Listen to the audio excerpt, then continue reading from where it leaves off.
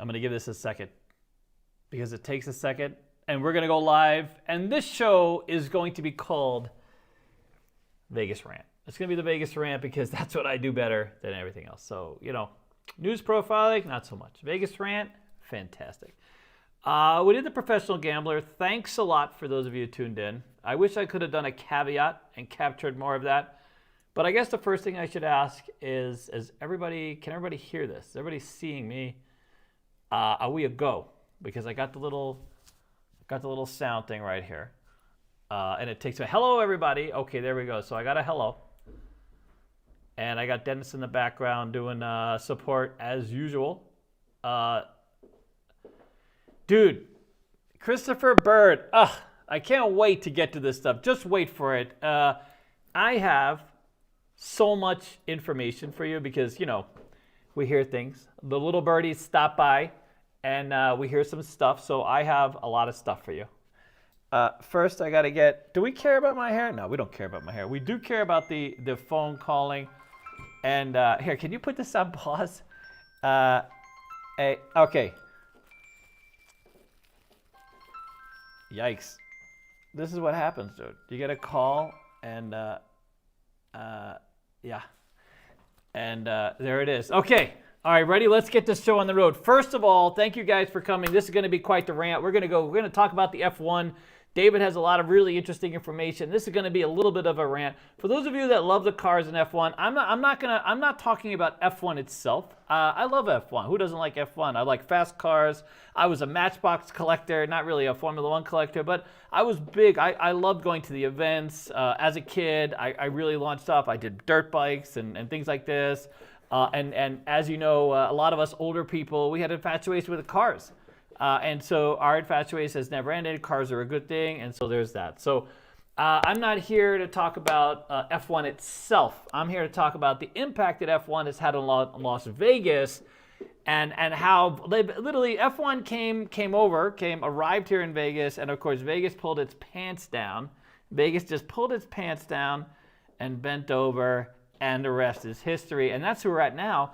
And it's been quite an interesting dynamic, let's just say. So over the last months, F1 has had a serious impact. And by the way, I have some really good caveats and some really good information to share with you that we have heard through the grapevine. A lot of little birdies, because, it impacts the casinos.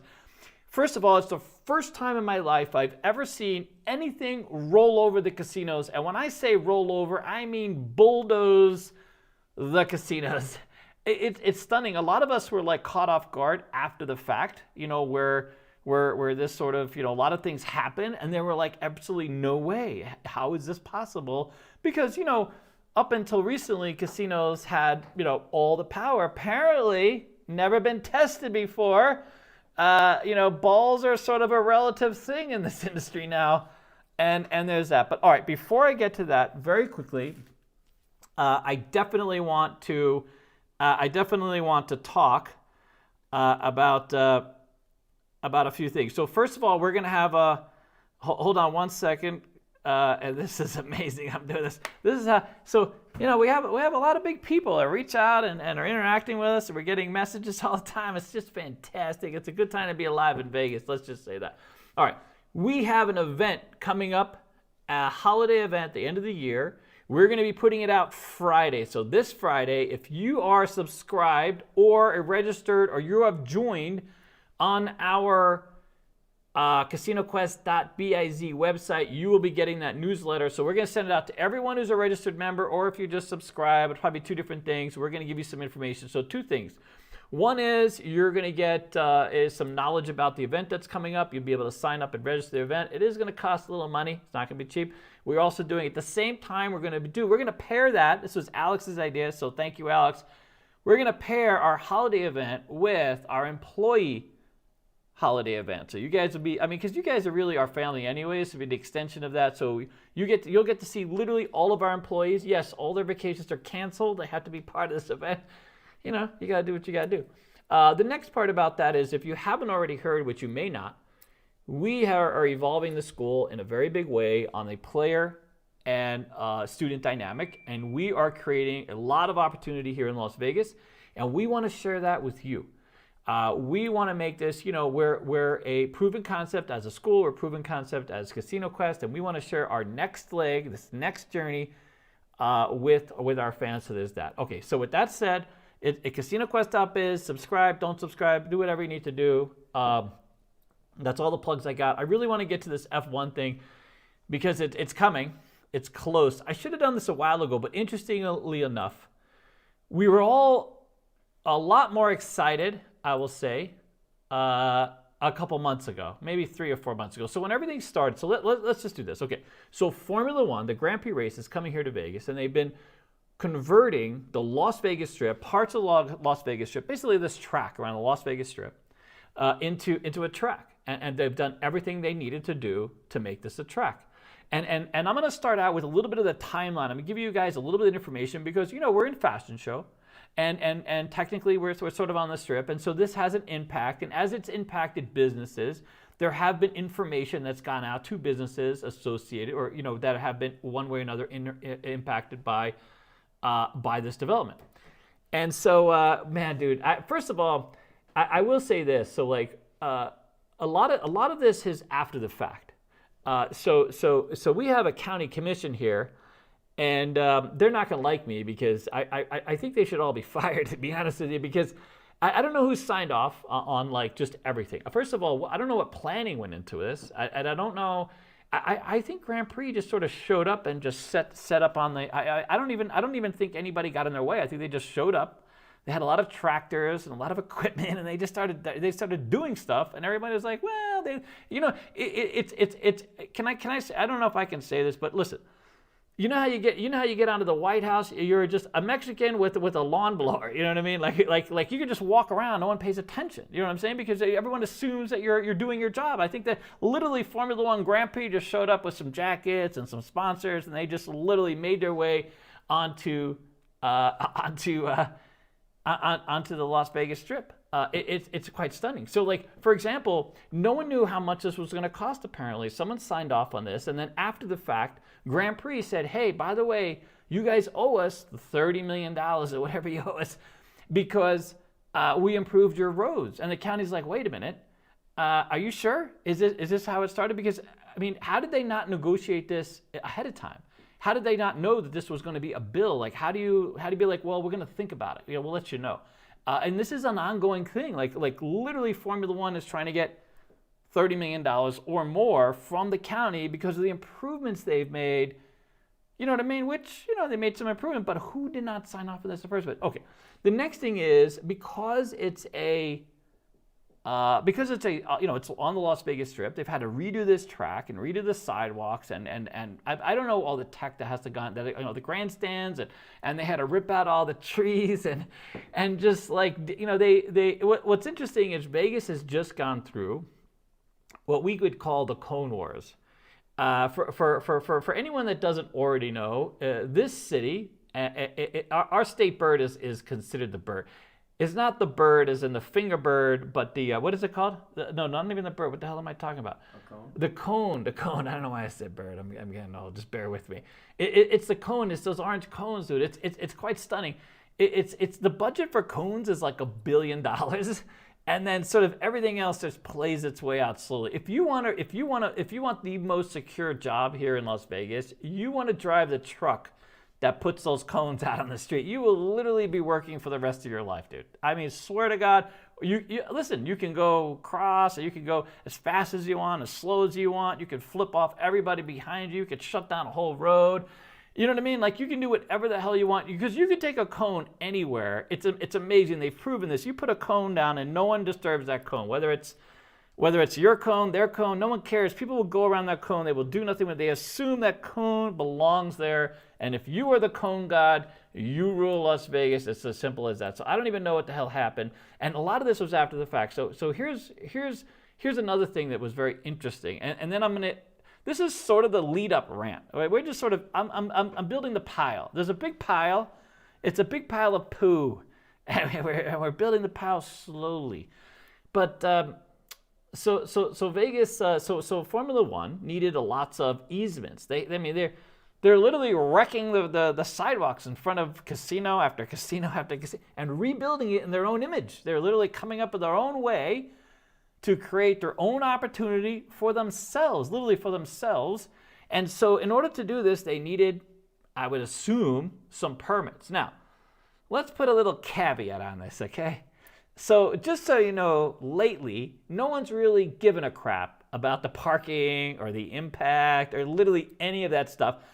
So it started with the Raiders Stadium. The Legion Stadium was built, and they couldn't fully complete all the parking spaces or really have an idea of how everyone's going to get there. But they're like, listen, we're going to figure it out.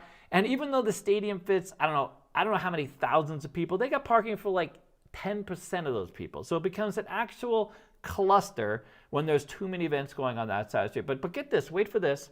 They build the MSG Sphere, which, that's Madison Square Garden Sphere, which is a fantastic thing, causing lots of accidents and you know what I'm saying, like lots going on.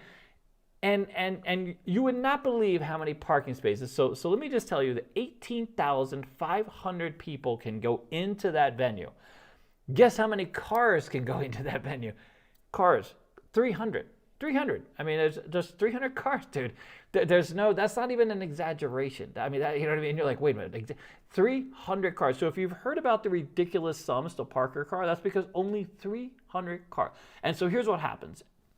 18,000 people show up with, I don't know how many cars. Only 300 can park. And the traffic is epic. It's not traffic. It's not traffic. It's literally, if you are within a 3 to 5 mile distance, you should start walking because you will get there ahead of literally everybody else. And then you're like, no, I'm just going to take it. No, Uber and these, they don't even pick you up. There's nowhere to go. I mean, the cost of just getting there or leaving there is so absurd as to like what you need to do is quite literally you check in at a Laughlin hotel and you start making your way up to the MSG Sphere. I don't know how and someone signed off on this. Someone down at the county was like, yeah, no worries about it. We'll figure it out as we go. So now here they have zero impact studies. I mean, maybe they have an impact study. I'm not sure. Okay. Cause I don't work there. I don't work down at the county. I'm not making these decisions. I'm not privy to that kind of information, but I'm assuming,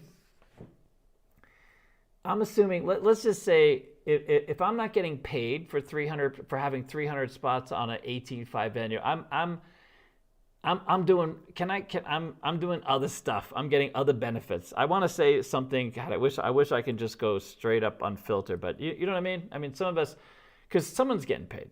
Someone worked that out. Dude. I mean, no traffic study, no park. Because if me and you build literally a barbecue stand, like if we want to serve brisket on the corner, the county wants us to have 10 spots, 10 spaces, dude. They will count the spaces. Some guy's going to come down and people are like, listen, you only have 8 spaces. I don't know how you think you have 10 spaces. You only have 8 spaces. And then you redraw the spaces. And then you have bike lanes and, the whole thing. But you're going to spend $2 billion on a sphere. What are you going to do, dude? 300 spaces, that's perfect. That's all you need. Don't worry about it. We'll figure it out later. It's fine. It's amazing. Someone's doing something for somebody somewhere, and they're really loving their life, dude. Absolutely loving their life. La vida loca on that one. Okay, so now we fast forward to Formula One. We've already done the Legion State. We've lowered the bar. There is no bar. There is no bar. Well, now we're going to go to Formula One, and they basically just said, listen, you do whatever the hell you want. Do it. You're going to, $10 billion? Oh, my God. You guys just do whatever you want.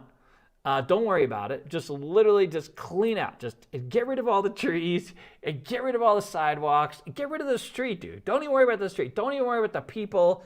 Just literally build whatever the hell you want to build. We'll just work it out later. And that's exactly what's happened. It's amazing. So here was the very first meeting I participated in. So here's how I hear this.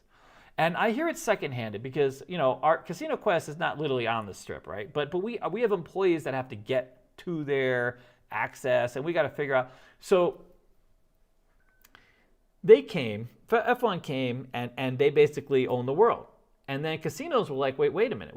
We want to build our own sidewalks. Like we had plans, like we wanted to do this, that, and the other thing. And then all of a sudden F1 comes in and you're like giving them carte blanche to do whatever you want. And they're pissed, and rightfully so. And they're like, well, so what the county said, secondhand, a birdie told me, the county said, because don't sue me, please, for the love of God, is listen, we're going to let you do anything you want after. Like, we've already let them do whatever they want now. And when that's over with, you guys can go crazy. You guys can do whatever you want after. Like, if you need to put back trees or put back sidewalk, whatever you want to do, we're going to let you just go to town, dude. Don't even worry about it anymore. Like, there's literally no bar. There's no one here in planning. There's no one here in use. Like, you just walk through. Do whatever the hell you want. Just ignore us in the future. Just, if you have a frontage on the Las Vegas Strip after Formula One, because we had to write them a blank check, dude. And they had to do things with my wife, and there's always that. And now you guys just do whatever the hell you want, but after. Just wait for it. Just got to go after.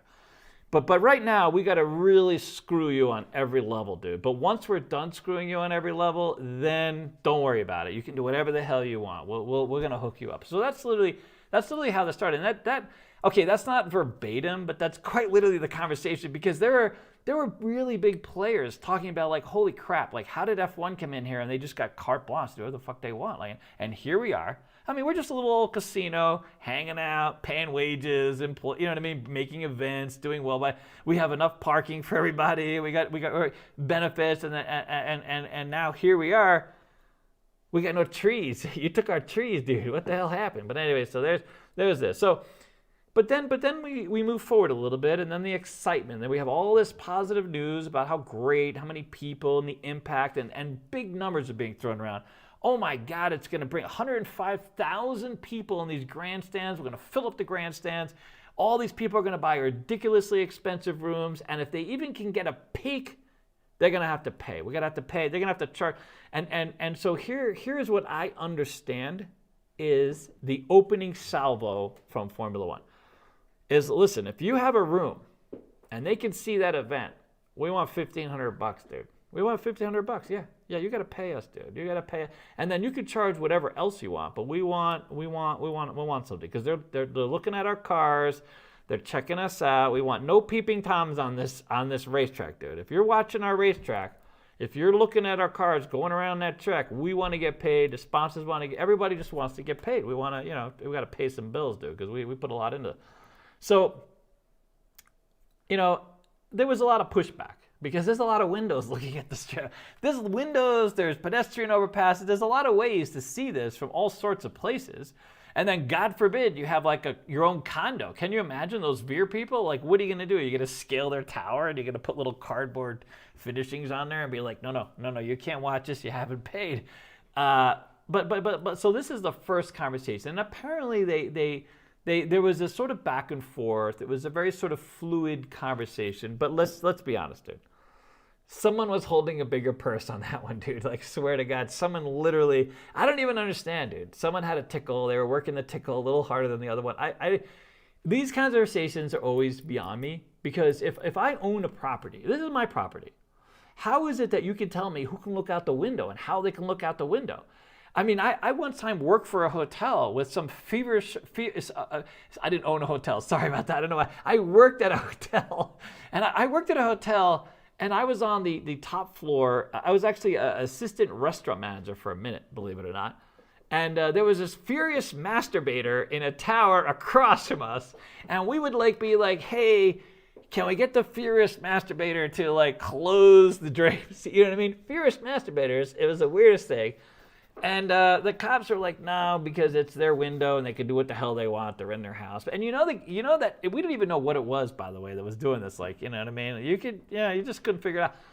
But F1 shows up and they're like, no, we own your windows, dude. We got your windows, dude. If you cannot furiously masturbate, but we're running cars around this track, that's not going to be a thing over here.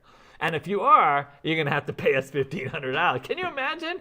And you'd be like, listen, I'm minding my own business over here. I got nothing to do with you. But anyway, so this is the conversation. And somehow that got changed around. I'm not really sure how those got, because I wasn't privy to those conversations. Let's just be honest. So eventually everybody signed on. And so they started selling these ridiculously expensive rooms. I'm going to get to the construction thing. I just want to build the timeline. So then the casinos start promoting these packages, really big, fat packages with literally everything you could ever want out of a casino. Like literally whatever you want. God, I can't say this unfiltered, but quite listen. If you're going to pay $1 million for a 3-day thing, wear protection. That's all I can say. You better wear protection. You want to come out of that. Be safe. Be safe. That's $1 million for 3 days. And a lot of those sold. I mean, because everybody wants to, they want that ultimate flex. You know what I mean? So those sold. And every property in town was looking for this huge win. There are literally hotels 30 miles separated, east to west, like have no shot. Unless you have some kind of satellite hookup. They have no shot of watching this race. And the room nights went from hourly to $500 a night. Literally hourly to $500 a night. I mean, you know what I mean? Like, and they're like, listen, we're going to actually come in and clean the sheets. It's going to be fine. I mean, and so everybody went crazy, and people really started talking about what the economic impact was going to be for this race. And holy cow, if this race is a success, or as this race is a success, it's going to be here for 10 years.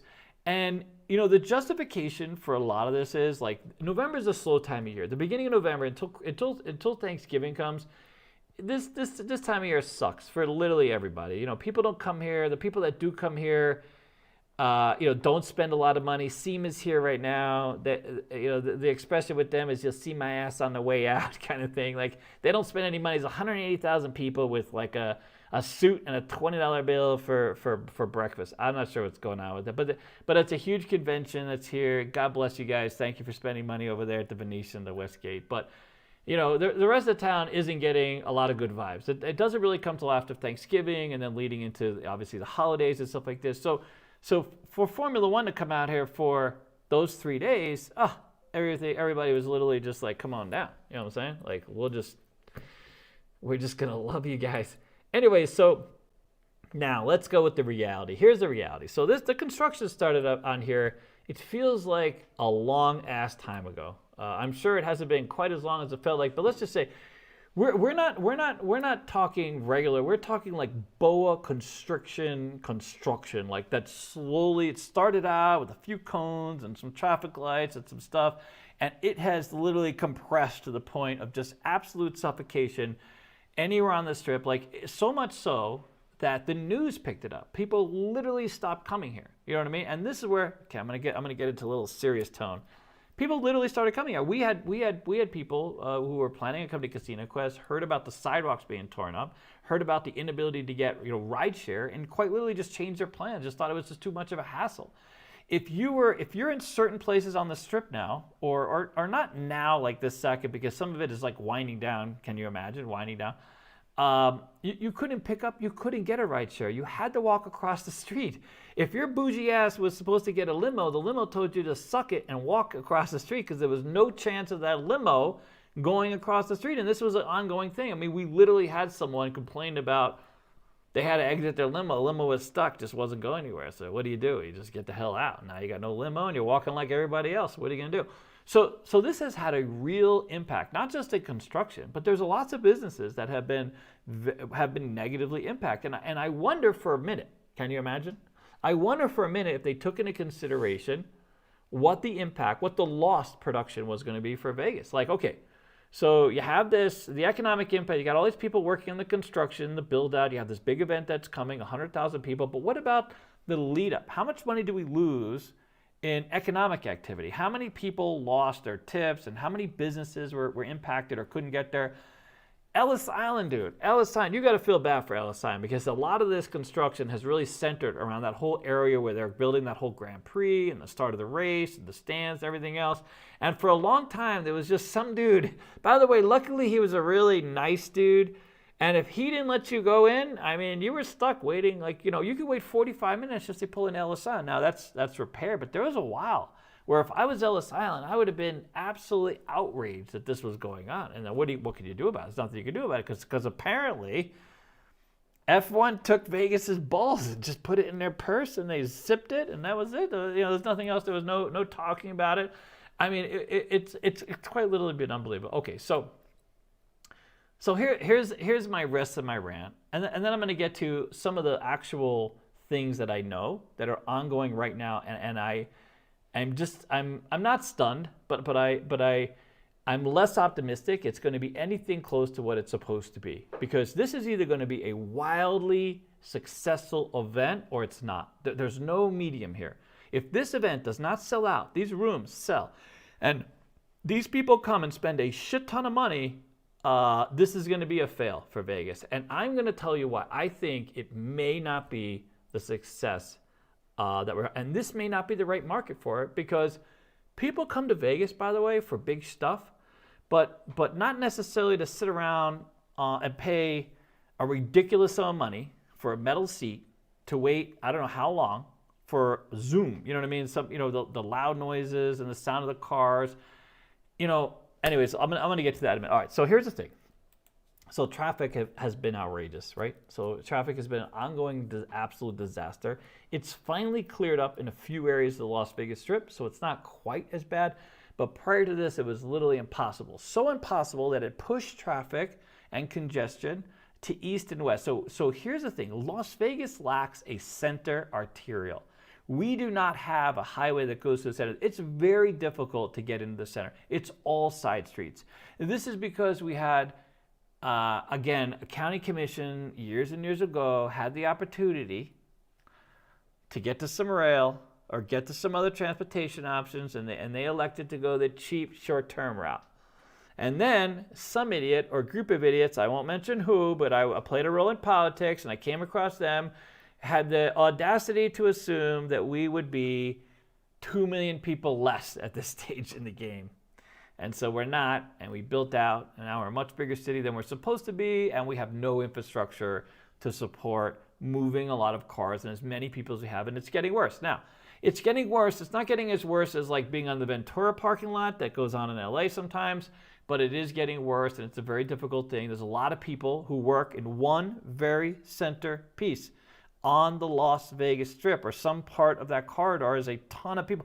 150,000 employees get to that area of town from everywhere else, and that's a lot. I mean, that's more than a lot of mid-sized cities in some other places, right? You can tell me to stop at any time. No? Good? Okay. So this town has affected locals in a myriad of ways. Now, also, we've been kind of impacted by some flooding and some rains, which have deteriorated our streets. And so there's sinkholes now and potholes, and the streets haven't been fixed. And a lot of that has to be because all the construction stuff is over there. We don't have any construction stuff left. All you can do is put more cones around it. Luckily, we have plenty of cones. The $1 billion cones budget has really come through, and there's no lack of cones. So if you go down, by the way, if you come to Vegas, it's pretty hilarious. I would love for someone to make a video. You can literally look for a street with no cones. I mean, just tell me where there is a street that doesn't have cones on it right now. I mean, it's just a thing. If there's a problem on the street, that's all you can do. There's no stuff left. We don't have any tractors left. We don't have any stuff left. It's all over there. It's all working. I mean, there's nothing else we can do. Okay, and now on top of this, like we talked about, a lot of these businesses have been impacted because you can't pull over, dude. So in the middle of doing all this, by the way, they decided to rip up Decatur, which is one of the big arterials, like literally rip it up. I don't know what the hell's going on there, but they ripped it up. And then at some point they stopped ripping it up because I'm thinking they ran out of stuff. They ran out of trucks. They ran out of stuff, whatever the case is. And so, and that's a big sign. So there's nowhere to go. You can't get away from it, dude. It owns you. When you wake up in the morning, your pursuit is to find a street that you can somehow get to work in under the 3 hours that it took you the first time when you get lost in it and you couldn't figure it out. And that's literally everybody's problem. If you work anywhere to the Strip, or you've decided just to quit, to rage quit Vegas and move back home, or to do something else on the outskirts of town, I don't know. But anyways, there's that. All right. The next thing is, how are we doing? Because I'm not reading any of the commentary. I literally just have my thing up. I'm just talking to the camera. We're good? Keep going. Okay, so a lot of businesses have been very negatively impacted because you just can't pull over. You can't stop. There's like just everybody piling on. So restaurants and bars and things like this that usually got a lot of traffic or people would stop over, no one's stopping over. In some areas of town, once you get far enough away, That's been a thing. But for locals, it's been an absolute disaster in many cases, depending upon where you're at.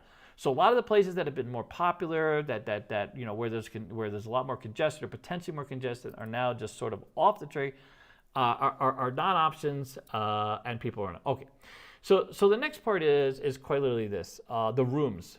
All right, so I'm going to get to the rooms, and I'm going to go down to kind of the list of things that I know have really played a part in making locals feel like the Formula One event. This event might not be all cracked up. And the last one you won't even believe. You'll have to look it up. I just saw it. Alex just showed it to me today, but we'll get to that at the end.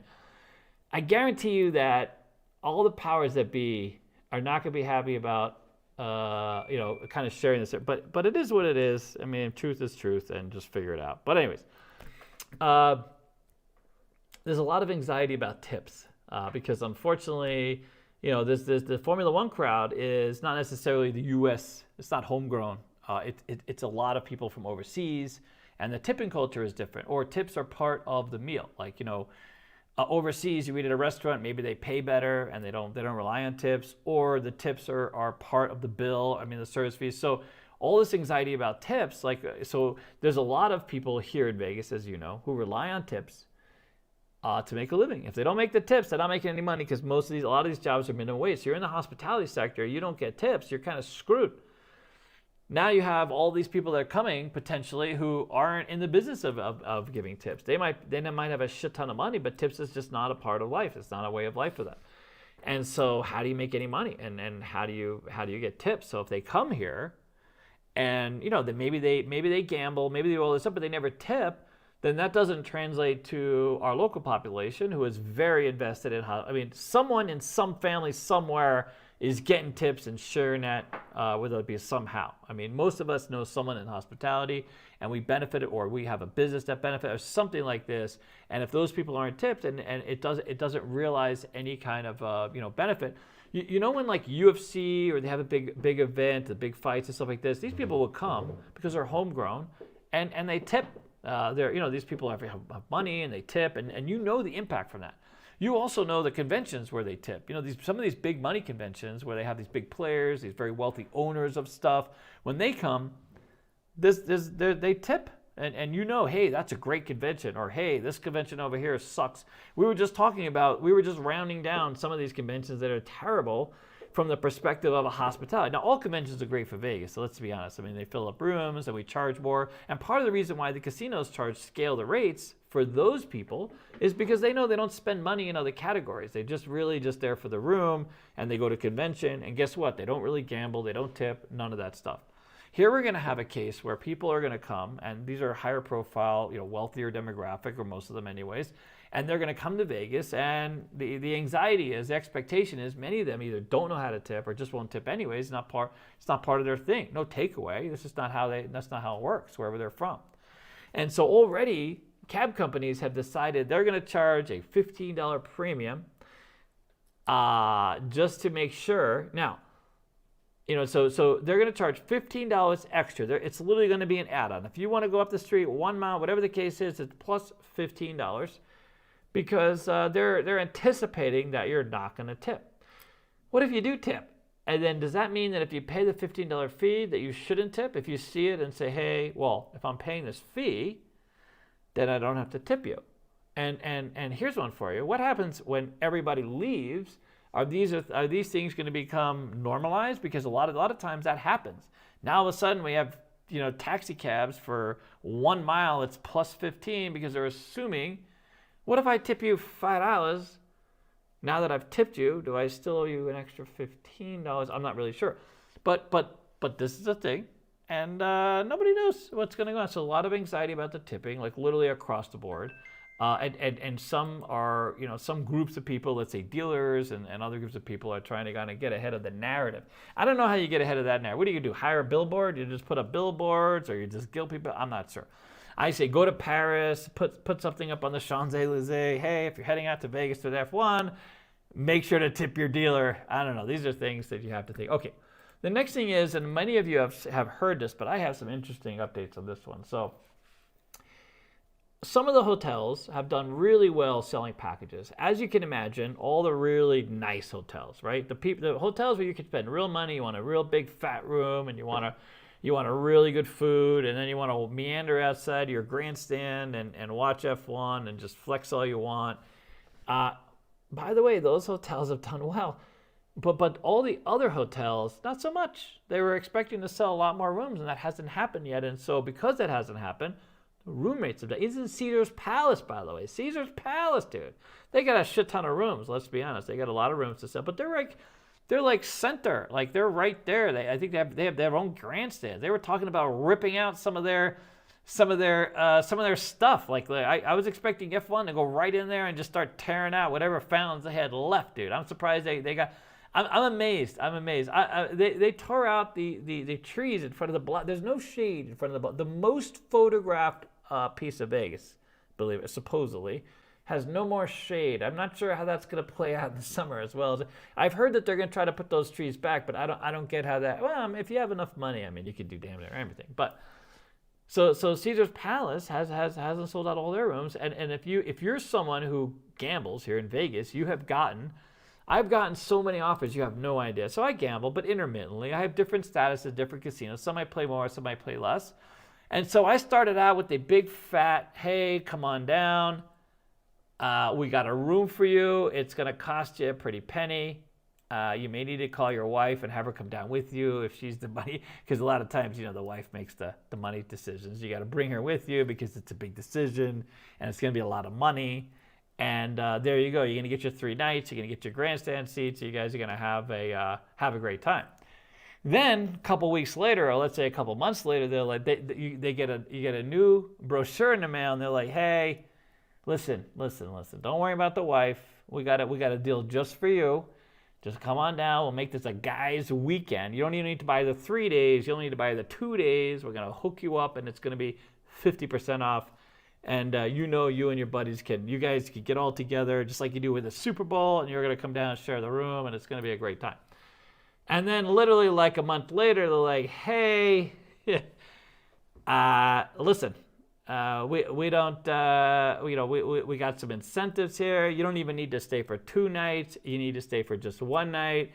And you know what? We'll send you our wife. You know what I mean? We'll send our wife up to your room, and you can decide how that premium works out. But that's where we're at. Like literally, there's a lot of rooms. There's a lot of rooms in Vegas, and the rooms that were starting at 3,000 aren't 3,000 anymore, depending upon hotel. But I'm gonna guess right now. I'm gonna put this out here right now. You ready? I'm thinking that Oyo has some extra rooms. I'm thinking that Oyo has some extra rooms. Not a lot of extra ass, but extra rooms for sure, dude. I mean, maybe I might be wrong. They might have sold out. That could be the greatest destination ever. But I'm thinking they started out thinking this is going to be just a blank check. They could just write it and send it in. It just hasn't worked out. But you never know, dude. You never know. But there's that. All right. So the rooms haven't sold out, dude. That's a bad sign. So the next thing is the spin. So Vegas is really good at covering its ass. Now this is coming from someone who loves the town and loves to gamble. And I'm the kind of gambler that every casino wants because I'm a Keno player, and that's a high Theo. I get the coupons all day long, dude. They love the Keno play. The Keno players get all the big stuff, dude. You guys are missing out. You don't even know. Because when they see a Keno player, that's free money, dude, for most casinos. That's literally free money. But we love our Keno. We love our time with the thing. And then you're like, well, it's like, aren't you the craps guy? Yes, I'm the craps guy. I'm just crazy. I'm batshit crazy. And so I'm at Keno, and I love Keno, and there's that. So here's the spin. So Vegas spin is, well, it's a correction. We're correcting things. We started out, and then the computer corrects it and adjusts the rates, and it's a natural selection kind of thing. They're making it sound like it's damn near organic. They should have started a YouTube video just about this, so people can everybody can have a big kumbaya experience, and we're all just, it's a natural selection correction. And that's gonna happen. You know what I'm saying? It's like when you get married and you gain 20 pounds. You know what I mean? Those are things that it's very natural. It's evolution of things. What are you gonna do? The truth is bullshit. You know what I mean? Like those rates have gone down because no one's biting, dude. And here's why no one's biting, and that's why I think it's a really good example of utility. And this is why I think, listen, if Formula One ends up blowing everybody out, did you see how I finished the sentence, buddy? He always tells me I gotta finish sentences because sometimes I will drop words off and then it's something else. But if Formula One is this huge success, 105,000 people and da-da-da-da-da and everything, oh my God, I'm going to love Formula One. I will literally go and I'm going to love Formula One. I can't say things. That's the thing. It's so filtered on here. It's like, we got to I got to do an unfiltered show somewhere eventually. But I can see that happening. I mean, I can see that happening, and I would love to see it happen because we all want to see it. We all want to know that all this pain led to success, led to fame, success, money, rewards. All of us want to go home sleeping and with a big fat paycheck to deposit, all that stuff. There's no doubt about it. That might be the thing. But here's the thing. People come to Vegas to sit down and enjoy themselves. You know what I mean?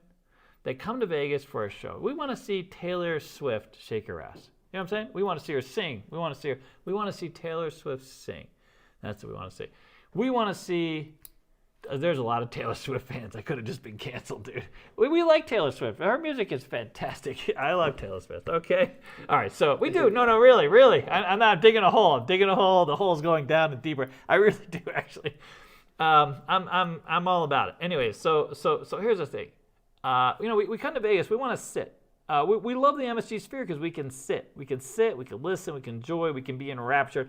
We go out to eat. We want to be fat and happy here for literally the whole week. And people that come here to diet and eat salad, this is a less enjoyable experience. I'm just going to put that out there. You know what I mean? I mean, you can. Every place now has the Beyond Meat, which is beyond me, to be honest with you. But those are options. And if you're vegan, and if you're gluten-free, by the way, I was gluten-free for a minute. I can hook you up. I know where you can go and get the gluten-free stuff because that's the thing. But for the rest of us, it's like it's an event. You're sort of encapsulated. You're part of this event. You know what I mean? So some years ago, I was at one of these events, a Formula One type event, and it's nice. But let's be honest. If the cars aren't crashing, it's less exciting. I mean, because it's great to see the fireball and then some dude walking out. You know what I mean? Like no, it's not a thing. Don't worry about it. It's fantastic, and that's good stuff.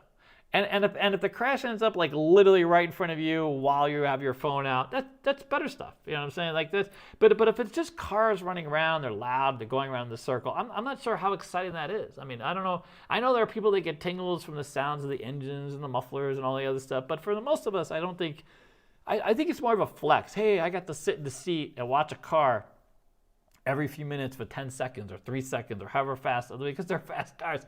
I don't get how this is a thing for Vegas, for the great majority of people that come here. That's what I think. I think some of this is lost. I get it. It's a big event. We always wanted a Super Bowl, like not Super Bowl. We wanted football. Football is a big thing. That's our people. That's our people. That's literally the people that come to Vegas to party, to drink, to do just everything to excess. That's football. That's even hockey now. That's all these other categories of sports. But Formula One, I personally don't connect it that way, right? Because it's literally just all this effort for a very small window of time. It's like waiting at Disney World 2 hours to go on a 4-minute ride that's teacups and Minnie Mouse, just shooting off at the mouth. You know what I'm saying? Like why is that? You know what I mean? I love Disney, dude. You know what I mean? And at this age, my thing of Disney, if you can get me an automated chair so I can go around Epcot and do all those little tasting centers, fantastic. But other than that, I don't want to. Even if I'm in the fast track line, the teacup thing for 2 minutes, dude. Teacup for 2 minutes, dude. And you know what I'm saying? Like, teacups. I don't know. But so that's where I think it's a little bit lost. And I know that there's F1 people going, oh my God, look at these cars. Yes, they're very impressive cars. If I'm going to be watching them on TV from the comfort of my house. And I'm going to get, you know what I mean? I'm going to have a few beers, you know what I mean? I'm not, anyways, but there's me. Okay, that's me. Did I lose anybody? Did I drop anybody? Okay. Okay, so here's the other thing that's really stunning, besides the fact that I feel like there's not the same connection here that Vegas is. I think there's lots of cities that benefit from this for lots of reasons. Like I could point to, I would love to see this go through Boston. Is it already in Boston? Maybe it's already in Boston. Like Boston would be a great thing. The Freedom Trail would be fantastic. Redo that whole thing. You know, the whole Paul Revere thing, but making an F1 track, I think would be great. I've even played the F1, the Fosta. Well, I forget who the developer is, but the F1 game, it's fantastic. Some of these tracks around the world and the visage and the things that they see, and especially like in Italy and in France and all these classic, you know, through the Roman architecture, everything else. But Vegas has a different thing. There's a different expectation of entertainment and engagement, and you know going to a craps table and gambling and all that. And I just don't see the connection with the Formula One. But maybe listen, I'm missing out. Okay, so here's the thing. This is what Alex showed me earlier, and you guys can look this up because I think it's the most stunning part of this is that they're already so nervous about not filling these stands. They got to fill these stands, dude. 105,000 people. If these stands don't go, I don't see how this event survives. Like if there's the rumor is this could be a boring ass track, right? I mean, you Formula One, people that follow Formula One, I mean, there's not a lot going on here. You know what I mean? It's like literally just around a circle. There's not a lot of wiggle wigs, and it's like an oval with maybe one little thingamajiggy. I don't know how you guys quantify this, but I mean, there's not a lot going on with this track, and I hear that, and they've tried to mitigate, I think, that the news about the track itself, because I don't see the track being all that excited, but I don't know anything about tracks, but so I've heard. And the other thing is, if they don't fill up the grandstands and it's empty or it even looks empty, this is going to be deemed as not a success. And guess what? We spent a shit ton of money and inconvenienced the whole city for 6 months, like literally between start to finish to the end. I mean, now you remember they got to take all this shit down. They got this grandstands, the lights. I don't know what they're leaving. Apparently, some of it apparently is staying, but there's this whole deconstruction period for 2 months. Are you kidding me? How is that even a thing? But if they don't fill these grandstands, we got a problem. So you know what I've heard that's happening? And I'm not sure if this is a rumor, but it looks like a legitimate website, website where F1 is looking for models. They're calling them fan models or something. They're willing to pay people to fill up the stands, dude. So if you haven't gotten your ticket yet, you might be in a position to get paid to sit your ass and look like you give a shit. And that to me is stunning. If that is true, now if that is true, Alex just showed it to me on TikTok. It plays into everything else I thought was true way before I started this. If that's true, that doesn't speak well, because we're only a couple weeks away. Okay, we're just a couple weeks away. It's the 16th, 17th, 18th, I believe, 16th, 17th. So we're close, and maybe too close, right? Maybe they've already come to some kind of decision about, hey, there's not enough time, because people at this point, if you haven't booked a room, likely it is you ain't coming. Like there's no part of this relationship that people are just staying away for whatever reason. Like, it's either too crowded, it doesn't seem as impactful enough.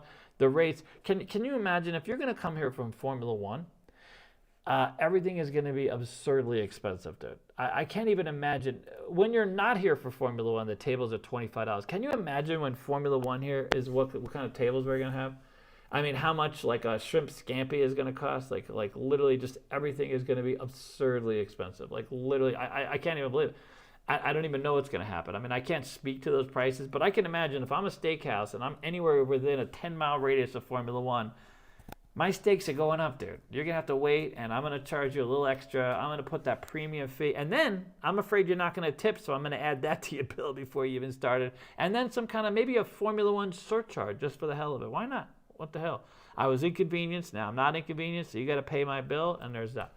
So there's no telling where this goes or how this up. But if they're hiring fans, if that's a thing now, there's something else going on. Someone knows something, and it's not translating as well as we would have liked. All right, I'm going to give it a pause. Do we have any feedback? Is it we lost anybody? What's happened? I mean, there's feedback, but it's not like I should always switch over. I don't know what he thinks is feedback or I think is feedback. What do you got? By the way, a couple of things is Go ahead. for the person who said to fly a drone during that Good luck. you They're gonna can't. shoot that one down, dude. They- Homeland Security is going to be out in force. Not only that, but the fines are super high. A Big lot fines. of drones won't let you fly them during that. Yeah, the unless you're- drone literally tells you that it won't go. That's the thing. Right? Barry C asked, "What if Yeah. it rains?"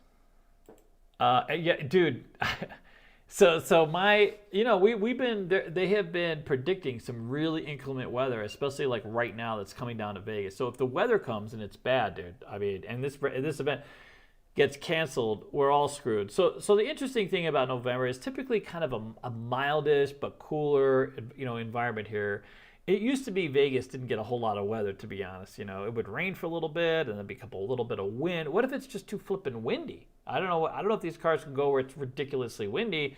They're really low to the ground and they're very aerodynamic. But what happens if we have 50-mile-per-hour winds? And God forbid there's some storm and they're predicting snow. Like not during this race, but well, God forbid it snows. Some seriously weird weather coming, because there's been a lot of weird weather. You know what I'm saying? A lot of cows letting out some gas out there, dude. A lot of farting cows influencing the weather right now.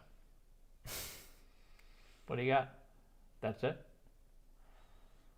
That was the most recent question. I mean, can you scroll up, find an earlier one? Well, most of the questions have been I answered. saw Susan earlier. Hi, Susan. Most of the questions have been answered by either other people or by you just keep talking.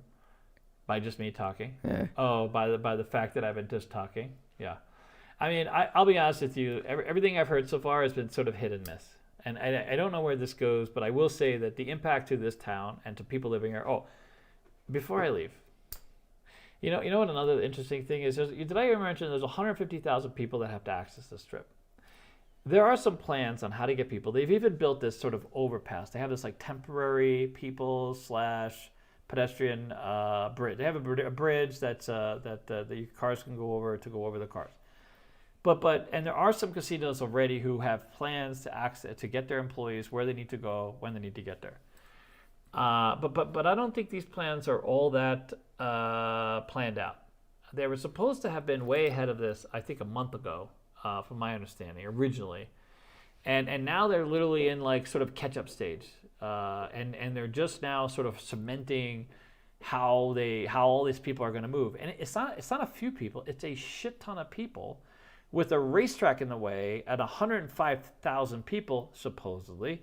Where the strip is literally going to be just packed. You know what I mean? And I just don't understand, like, literally the density of everything else that's going to go on here. Not to mention the fact that security is going to be high. Security is going to be very, very high. Prepare to be felt up at any minute by almost anybody. It might be a security person, it might not, but that's the thing. And by the way, if you're going to be on the strip during that time, whether you're in a stand or not, protect yourself and put your money in front. Hide your money. Don't be stupid. If you're used to carrying a wallet in your back pocket, don't do that. Whatever the hell you're doing, because that probably won't be good for you. But realistically, they're just now really coming to terms with everything that's been done, because it hasn't been a seamless thing, right? And I'm just amazed that it's been this way. Listen, I was all for the Sphere. I really was. Despite I didn't find out the traffic thing and the parking thing until later, frankly. But I knew that the Sphere and that big blinking eye and everything else that comes with it, and the guy that is literally the Sphere, the guy that Madison Square Garden CEO, the guy's a flippin' genius, dude. He's got real vision, and I knew that he was gonna knock it out of the park. Now, I thought he would go bankrupt doing it, and luckily for him, he got it released. He got U2 in there, and without a hitch, it's just very small, nuanced stuff.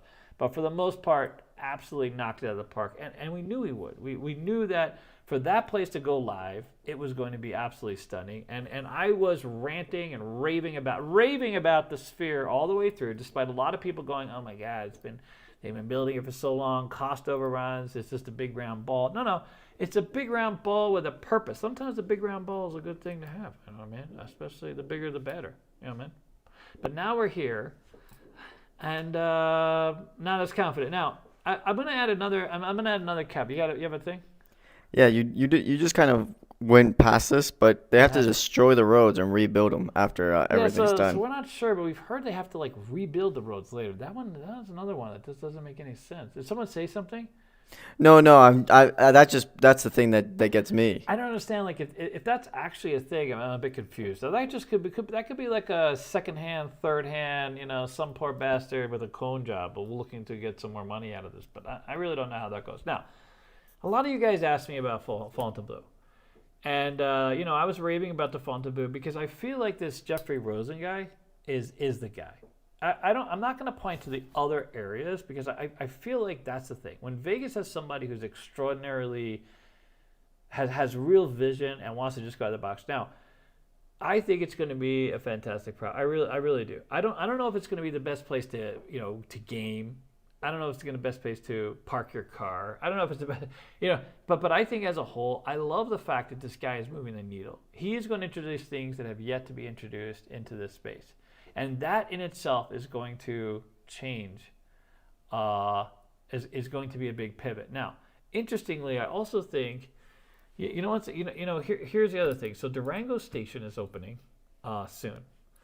We're all going to get a peek into Durango Station. And I thought that it was going to be more of a template. It's not a template. They're breaking out the box as well. And I don't know who played their role, but I do believe that Station and Casinos is trying to do something a little different, very different. First of all, they're not going to have, this could be another rave, really, and you're going to think I'm a little biased. I'm really not. I have to tell you, like, that's not a thing. I obviously I have my own relationships and stuff like this, but at this point, who cares? The truth is that I love a different box. I love the fact that things are moving the needle, because sometimes they fail. But it's good to move the needle. It's good to find a new path and explore and experience and get new feedback. And so my understanding is, and I quite honestly have not been following the development all that much, is that this is going to be something very new for Station Casinos. And if that's true, and the things that I've heard, it's going to be a very, very exciting experience. And you know what's interesting? This is going to be the casino that maybe moves people from the Strip for them. Like, people will want to experience this place. So the food destination it'll become will absolutely be an attraction. So if you're a foodie, prepare to visit Durango Station at least some point. Like, make that your thing. They're starting out with not a lot of rooms because that was the blueprint. That's where they're going with this. But over the course of the next year or so, they're adding rooms. I think there's another tower coming, and they're adding venues. They haven't gone. People have asked them, like, why did you go with the bowling alley? Why did you go with the movie theater? Because they're trying something different. And I only just heard of how different it might be, and I think it's going to be a fantastic win. Because, strangely enough, from the details that have been shared for me about the Fontainebleau, they're similar. They're similar, and I think this is the epic new turn for Vegas. And when you ask me what it was, imagine this. You remember the vase? You walk into. It's interesting. So when Buffalo Bills opened on State Line, Prim, what used to be Prim, State Line. I went there and I got so flippin' lost. This is one of these not epic stories, but me and a friend of mine were staying at the hotel. We got really lost. We actually called. No one knew how the hell to get anywhere. We couldn't figure out where the damn key line. It was just this maze of flipping machines and left turns and right turns. And so they sent over an actual pit manager the next morning to escort our ass to the game that we wanted. No kidding. Like, we complained and we said, listen, because it was relatively new. And kudos to them, dude. Customer service, man. They literally sent a pit boss to come to our room, knocked on our door, woke our ass up, escorted us down to the casino floor, and led us to the machine so that they wouldn't get a complaint. And we got a comp, dude. It was fantastic. I was like, dude, we're going to get lost every day we're here at this hotel, dude. This is great. But anyways, so do we really like that anymore? There's all these videos on YouTube that talk about the Vegas. There's one of them that's about the psychopaths or sociopaths that built Vegas. The fact that there's no clocks. They took out all the emotion. They want to suck you into this whole world. I wouldn't say all the emotion, but them being the emotionless, analytical type of person, they wanted to take you, the emotional human that you are, and get you addicted to this machine. Feed you liquor, point you in a direction you'll never find your way out. Turn the lights down, make you think that it's just like the same time, for the next 24 hours. And as you look around, the feeling and everything else that's going around, whatever it took to remove you from your wallet or your investment in the machine, in the game, whatever the case is. But aren't we a little tired of that? Because it's become more about the whole experience, right? It's become about the food, the atmosphere, the drinks. There's all these sort of epic new alignments that are, or realignments that are taking place in gaming. If you look at just a table, look at all the side bets and the progressives and the fact that you can take a picture and engage in social media and talk to the dealer and fist bump them. There's a lot of things that are happening in this space. For the first time in many, many years, I was at a casino and I got to see the actual sunset. It was fantastic. I was at this Indian casino. It was so beautiful. I mean, I was surrounded by wood. I'm out in the forest. I see trees. I know that it's turning dark. And all I can think is, man, in Vegas, dude, you would never know. I would never see a sunset in Vegas, although that's not true. There are some properties you can see a sunset now in Vegas. But, you know, that used to be the focus. So, Durango, new focus. And I love that because that's evolution. That's someone literally paying attention to the customer and what I always call utility. You know, finding the things that we really enjoy, that give us value, that create the experience, like as a holistic thing, right? And I'm very, very excited. I'm really, really looking forward, not just to the opportunity it's going to bring us and the dealers and things like that, but just being another destination, another reason to come here, experience Vegas, and have a good time. Now, with that said, I love F1 race, but I feel like it's a little out of touch. They may prove me wrong. This might be the most epic, biggest event ever to impact Vegas, but the verdict is still out. And I will tell you, there's a lot of people in our space that are very nervous for what's going to play out in November.